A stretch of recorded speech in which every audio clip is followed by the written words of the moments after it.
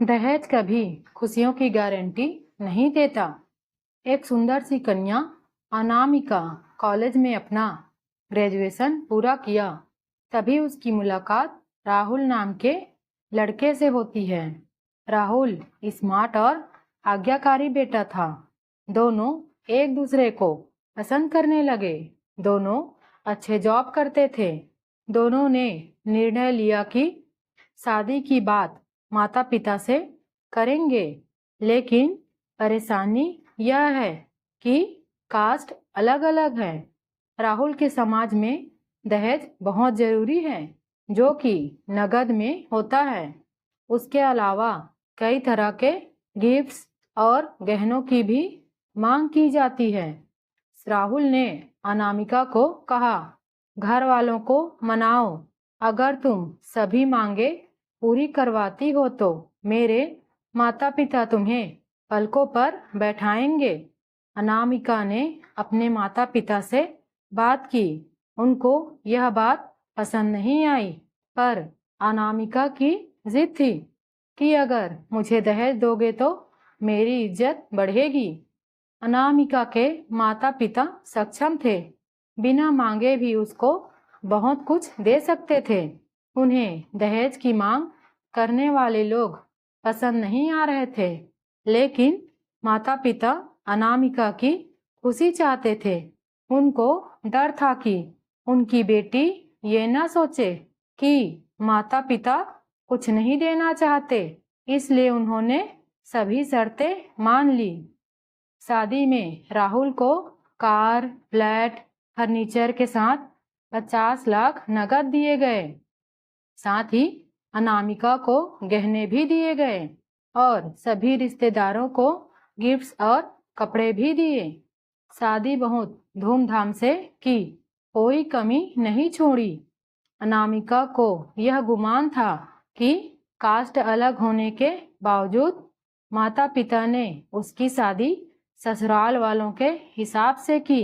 उसे विश्वास था कि उसे बेटी बनाकर रखा जाएगा, उसे वही प्यार दिया जाएगा जो उसके माता पिता ने दिए, क्योंकि उसने अपने ससुराल वालों का मान रखा है।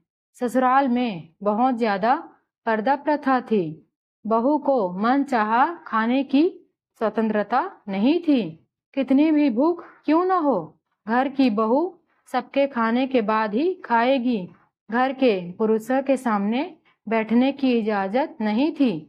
अनामिका ने इस बात पर ऐतराज जताया, पर उसकी किसी ने नहीं सुनी। राहुल ने भी परंपरा है कहकर मुंह फेर लिया।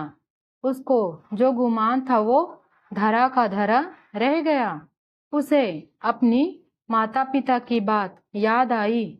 जब उन्होंने समझाया था तो वह उनसे बहुत लड़ी थी।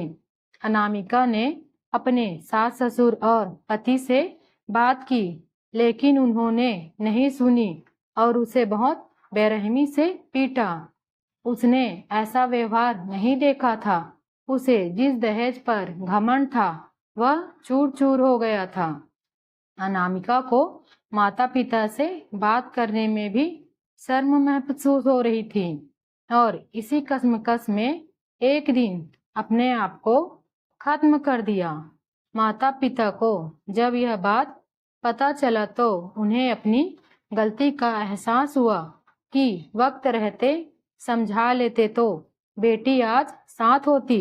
जो लोग दहेज पर बेटे की शादी करते हैं उनकी सोच हर तरह से छोटी ही होती है। जो बेटे को नीलाम कर सकते हैं वो किसी और की बेटी को कैसे अपनी बेटी बना सकते हैं। दहेज कभी खुशियों की चाबी नहीं बन सकता।